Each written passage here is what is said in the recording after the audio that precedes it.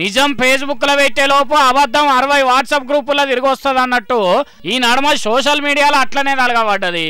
ఇగో ఈ పోర్ట్ వల్ల కాదు, ఈ పోస్టులున్న వార్తలను చూడండి. వెంకయ్య నాయుడును ఉపరాష్ట్రపతిగా ప్రతిపాదించింది నేనే, లోకేషన్ సార్ అన్నట్టు సేమ్ హెడ్డింగ్, కాకపోతే పేరు పోర్ట్వే మారింది.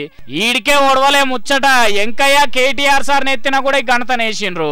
ఈ 3 వార్తలు 3 పోర్టులతో చూసిన వాళ్ళకు ఏ రైలు కింద తలకాయ పెట్టాలో అర్థం కాలేదు. మళ్ళా గీత కూడా పొల్లు పోకుండా ఫోటోషాప్ ప్రతిభను పొందు వర్షి పోస్ట్ పెట్టిండ్రు. 9వ తరగతిలోనే చంద్రాలు సారు ప్రధానమంత్రి కాకుండా అడ్డం పడి ఆంధ్రప్రదేశ్ కే బాబు గారి సేవలు అవసరమని గుర్తించిన లోకజ్ఞాని లోకేషన్ సార్ అనుభవాన్ని అలుసుగా తీసుకొని సార్ను బదనాం చేసే కుట్ర చేసిండ్రు చిన్నబాబు అంటే వాడనోళ్ళు. మొదలు అందరు ఇది నిజమే అనుకొని ఎందుకీ డబ్బా కొట్టుకున్నాడని ఉత్త పుణ్యానికి చిన్నబాబుని తిట్టిపోచిండ్రు పాపం. ఇలేకర్లు ఈ పోస్ట్ చూసి ఈసారి ఇస్తే ఏడా కూడా లోకేషన్ సార్ అసలు మాట అనలేదట. చిన్నబాబుని చిన్న ఉచ్చితే సార్ ఫ్యాన్స్ ఊకుంటారా, జగన్ అన్న అన్నట్టు వాళ్ళోడు ఉట్టించిండ్రు. అట్లనే టీఆర్ఎస్ అంటే వాడనోళ్ళు కేటీఆర్ సార్ మీద ఉట్టించి వార్తను తిప్పిండ్రు. చూసినోళ్ళు వచ్చిగానే నమ్మేటంత పక్కడబందిగా పెట్టిండ్రు. అంటే చూడుండ్రి సోషల్ మీడియాల కల్తీగాళ్ళు ఏ తీర్ల చెలరేగిపోతున్నారో.